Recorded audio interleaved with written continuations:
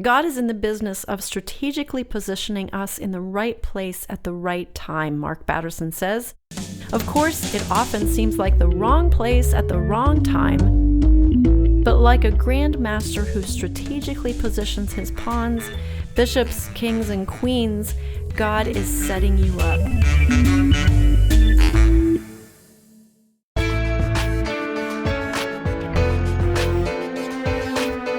Welcome to the Brand New Me podcast.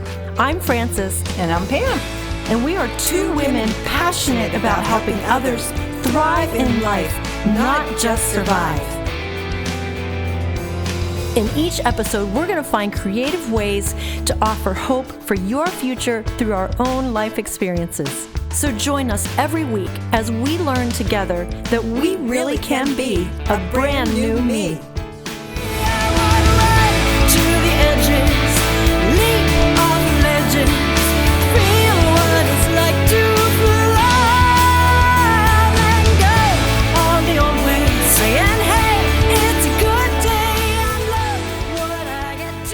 Hey, welcome to episode number 61. We're calling this one The Game of Inches.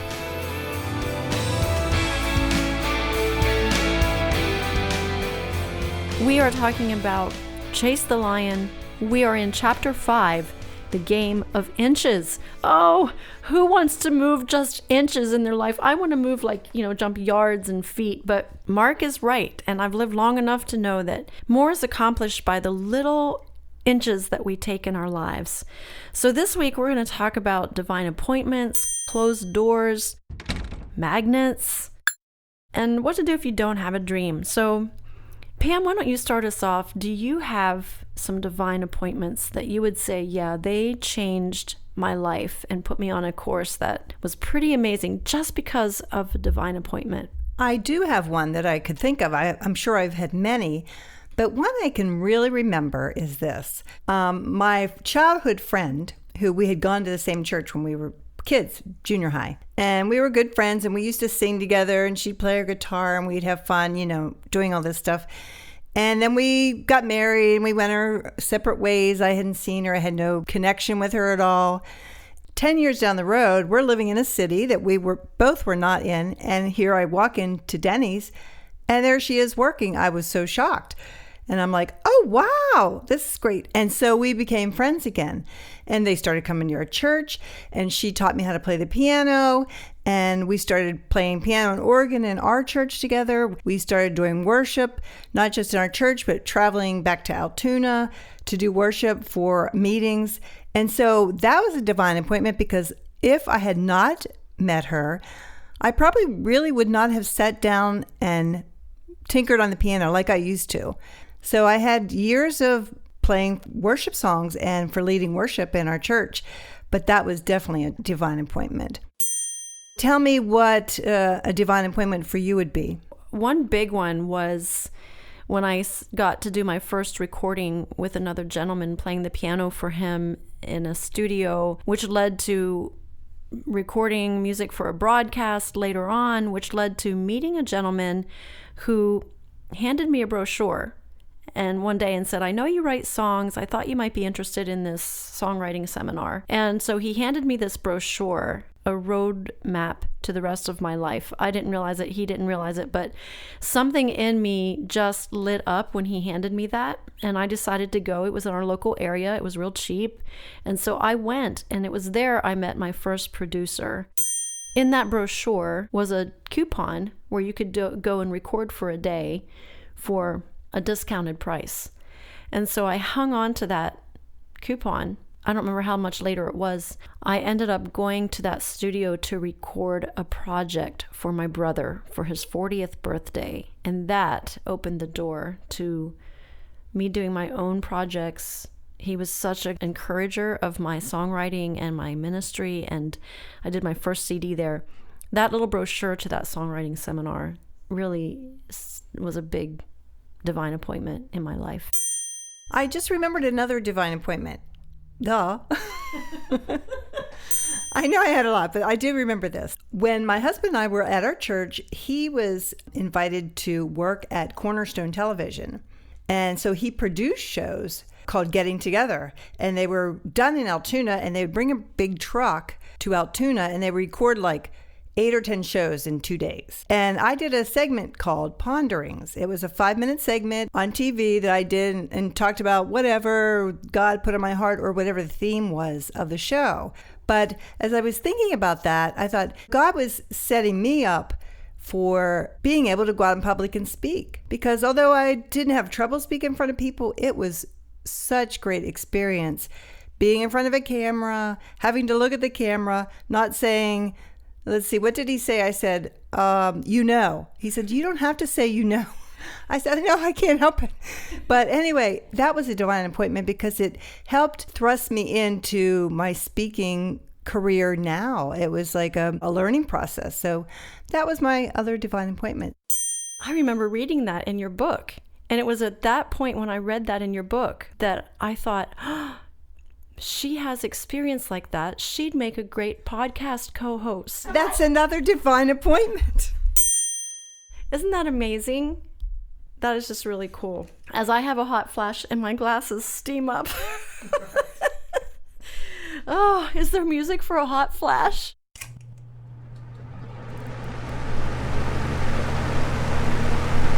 I was thinking about not just divine appointments, but maybe times when we don't know for sure, we sense something, but we don't know for sure how it's going to turn out. And I was thinking of one time I felt really strongly impressed to pray for a girl named Abby. And I'd met her, I was leading worship at an event where she was getting training to go into mission work, and she went into her mission work in Honduras, and she had gone, she was on her trip. I was working in my garden, and over, I just felt like almost an alarm in me. Pray for Abby, pray for Abby. So for days, I'd keep feeling this, pray for Abby, pray for Abby. So I would. And I kept praying every time it would come to me. And then she got back from her trip, and she told us in her report that she got a terrible parasite when she was down there and was very, very ill. We should pay attention to those alarms and those divine appointments. Sometimes you could call them magnets, something you're drawn to. That's another type of divine appointment. Have you had anything like that, Pam? I'm kind of throwing you a curveball. Where you felt strongly to pray for somebody or something and you didn't know at the time what it was, but you found out later? I have not anything specific that I can remember, but I remember the urging of the Spirit at that time. I would say, to my friend, we really need to pray for there's something going on.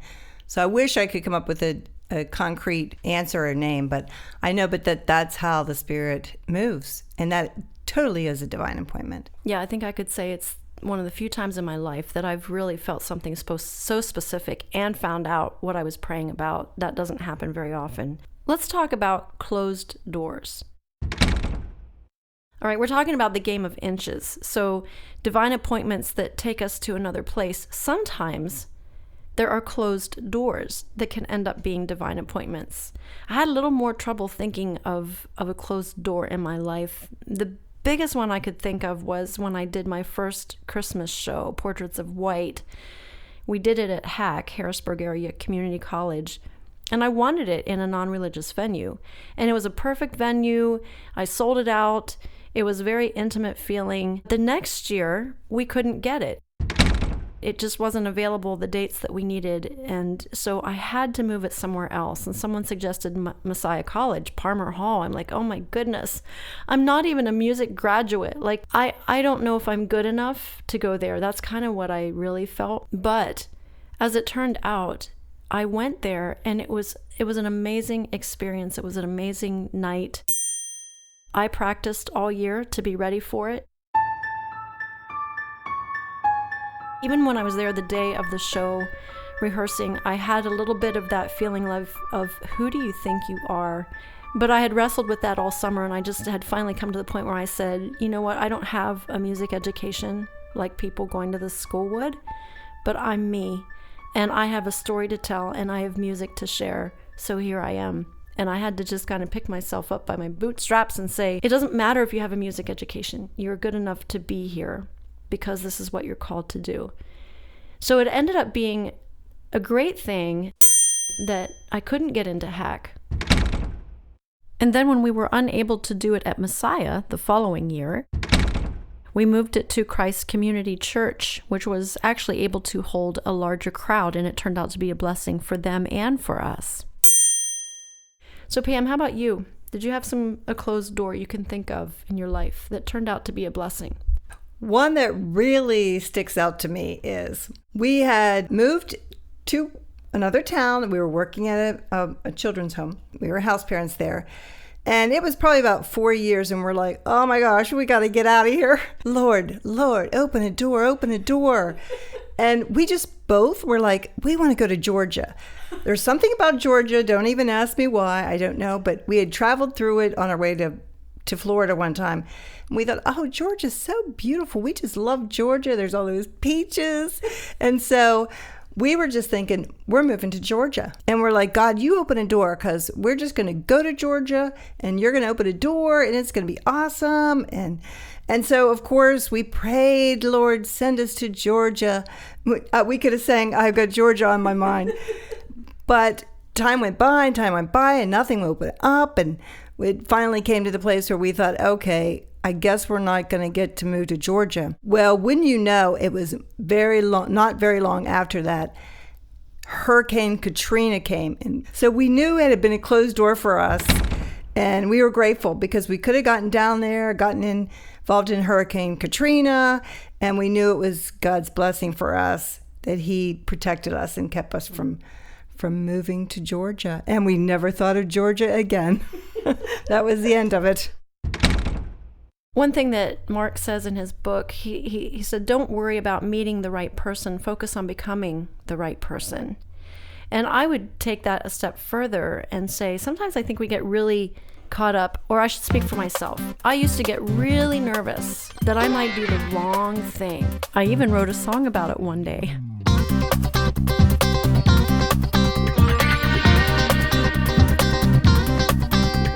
Life is too short to do the wrong thing. Life will too soon fade away. Though his mercy is great, and so great is his love, life is too short to do the wrong thing. More and more I hear people say, and Jim Rohn, who I like to quote a lot too, talks about focus more on becoming the right person. I like that instead of being so concerned that I make all the right decisions, I want to be sure that I'm just working at being a great person, that I'm walking in love, that I'm walking in faith, that I'm being faithful in the things I've been given. Even if I might have made the wrong decision, that God will straighten my path and bring me back to where I was supposed to be. Pam, have you had any times in your life when you doubted whether you made the right decision? Oh, definitely. And I understand your thinking, because you grow up, you become a Christian, and at that time, all I could hear in my mind was, the perfect will of God. And so you want to do the perfect will of God. And I do recall when Rick and I had decided to leave the church we founded and had been for 17 years. We felt like it was time to move on. We felt like we needed to move on. We felt like the church needed new blood, because it was so much us. And so God opened a door, and we prayed, Lord, do you want us to go here? And he opened the door. And so we moved to this place. We left the church, and we got a pastor for our church, and everything was going so smoothly. And then after being there 8 years, my husband takes his life. Now, when he did, I had to question, did we hear God? Were we supposed to come here? Were we supposed to stay at the church? And you start second guessing, did I do the will of God? Would Rick still be living if we had stayed at the church? And these are questions I have where I have to come to the conclusion to say, he knows the all in all. He understands. I don't know the answer to that question, and I may never know the answer to that question till I reach eternity. But it did make me wonder, did I follow the will of God? And it made me feel guilty. And that guilt is not from God. Guilt's from the enemy. And so that would probably be a situation where I would say, did we do the right thing? I have to say that we did what God called us to do. Yeah, doubt can be a 500-pound lion in and of itself. I've always loved this differentiation between condemnation and conviction.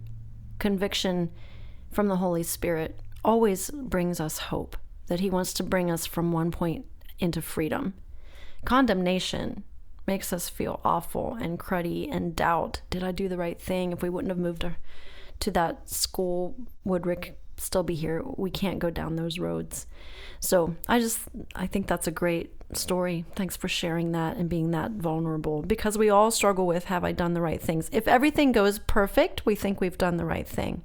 But when things start to fall apart, then we start to doubt. And I don't think that we can always base our decisions on present circumstances. Let's talk about magnets. How did you feel when you read this section? Actually, do you even remember reading this section, Pam? I don't. You had brought up magnets. I'm thinking, magnets. Do I have any magnets that drew me? And then a light went on. It was a miracle. And one magnet that I can remember that was very strong was when Lance Wallnow came to our church and told about the dashboard and how I was just sitting there thinking, oh, I've got to do this, where he said, get a whiteboard, get some friends together, start to dream about how God could use you and your gifts and your talents. And I'm thinking, yes, I want to do this. And so I decided to get 4 other ladies together, and we did. And that's how we became the Dash Girls. And we go out and teach the disc test. That was quite the magnet, because when it hits you like nothing other can, like, it's the Spirit of God, but it's a true magnet. So that would be one of mine. Tell me what some magnets that may have triggered you to move on in your ministry or whatever God has called you to do. Well, I was curious to read that in his book, that term magnets, because I don't know that I'd heard it that way before, but I'd already been feeling that for a couple years. As I looked back over my life, the things that changed my life the most were instances that felt like magnets. They just drew me.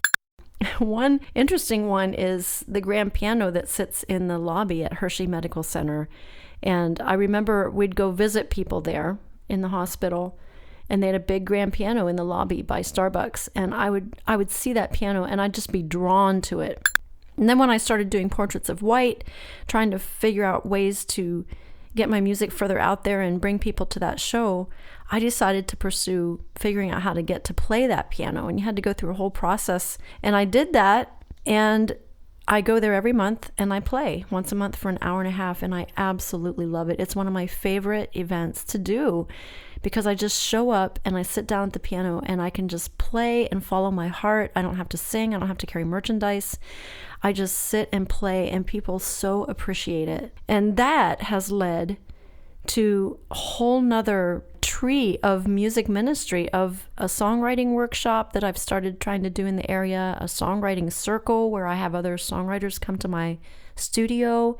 And I won't go into why the piano in the lobby brought that about. It doesn't matter, but that was definitely a magnet in my life. Another one was when I went to see the Christmas show at the American Music Theater in Lancaster. I was starting to have the idea of a Christmas show, and when I saw their show, I walked out of there going, that's what I want to do. But I want to put my own heart and stamp on it. So I agree with Mark. There are magnets where you see something in a movie, or you read a book, or you hear something, and all the bells and whistles inside of you go off.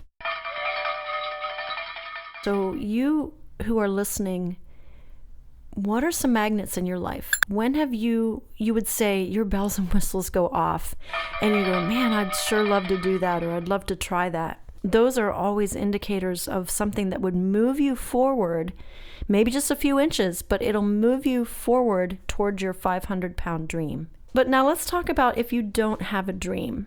I liked what he said here. Keep learning while you're waiting.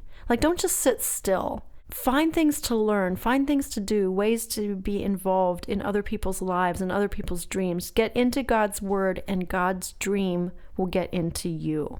I love that. So just to wrap this up, here's some closing thoughts for you as you're listening.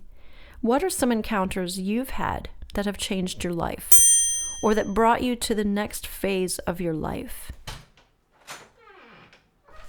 Maybe there's some that have just happened recently and you're going, wow, why am I interested in that? like it might be an indication of what you're to do next.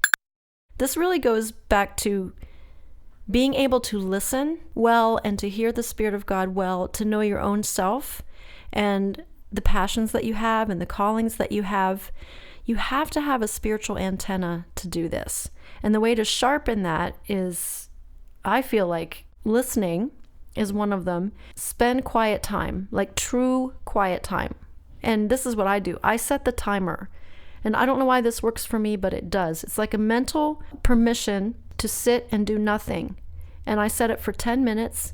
And I meditate on scripture because that's what I like to do, but you might do something different. But the key is that you don't say anything, you don't listen to anything, like music or whatever, TV. So you learn to hear God by just listening. Psalm 62 talks about that. In silence, I wait for you. In silence is my hope. You are my salvation. In silence, I wait. Isaiah 40:31. Those who wait on the Lord will renew their strength. Another thing to do is to pray scripture. I love to do this. Ephesians 1:17 and 2:10, Proverbs 3:5 and 6. They are great scriptures that talk about, Lord, fill me with your wisdom. Lord, direct my steps. Order my steps, make my paths straight. Proverbs tells us to acknowledge him in everything that we do. So I pray over my day. I pray specifically over, like I'm going to a conference in Tennessee in August here, and I'm already praying that God will give me divine appointments, that God will put me in the right workshop at the right time beside the right people, and that I'll be where I need to be. And we prayed that when we went to the podcast movement in Philadelphia too, that we would meet people, and we did. We had some divine appointments. And then the last one is just to understand that, like exercise, new habits, disciplines eventually pay off. It takes a while. You're not going to set the alarm tomorrow for 10 minutes and be quiet, and then Friday or whatever, you're going to hear a whole bunch of stuff. It takes time to learn to hear God's voice, to understand you and how you're created and how you're wired. So just understand that it takes a while to pay off. Disciplines eventually pay off. So your spirit slowly becomes tuned into the world you can't see, where your dreams live.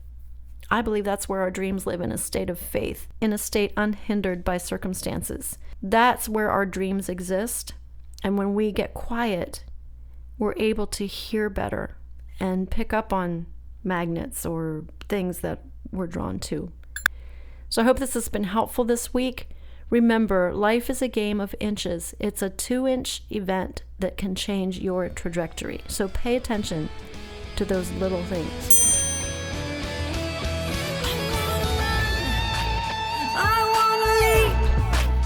I want to feel what it's like to fly. I'm letting go.